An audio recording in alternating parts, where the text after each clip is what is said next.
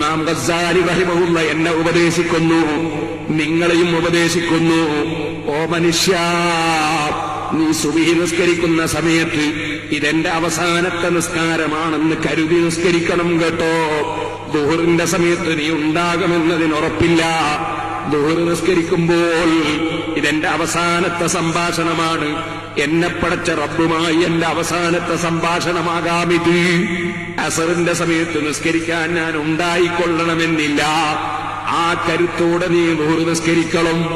അസറിന്റെ സമയമാകുമ്പോ എന്റെ അവസാനത്തെ വിളിയാണ് ഞാൻ കേട്ടത്. ഇനി മഗ്രിബിന്റെ സമയത്ത് ഞാൻ ഉണ്ടാകണമെന്നില്ല. മഗ്രിബ് നിസ്കരിക്കുമ്പോ ഇശാഇന്റെ സമയത്ത് ഞാൻ ഉണ്ടാകണമെന്നില്ല.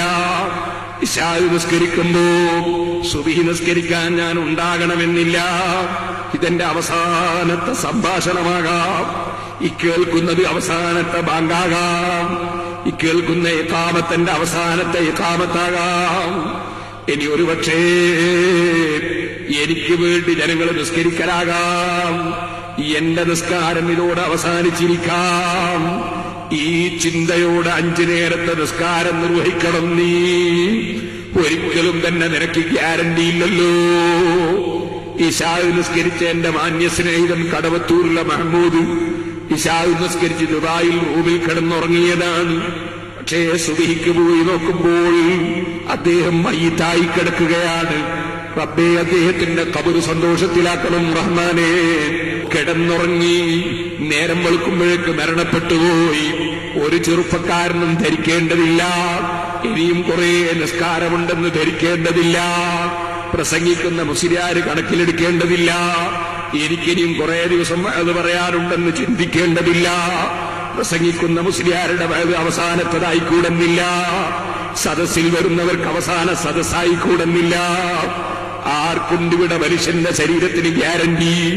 അതുകൊണ്ട് തന്നെ ഇമാം ഗസ്സാലി റഹിമഹുള്ള പറയുന്നു, നീ പടച്ച റബ്ബിന്റെ മുമ്പിൽ പോയി അല്ലാഹു അക്ബർ, അല്ല വലിയവനാണെന്ന് പറയുമ്പോ നീ അത് പറയാൻ മടിക്കേണ്ടതില്ല.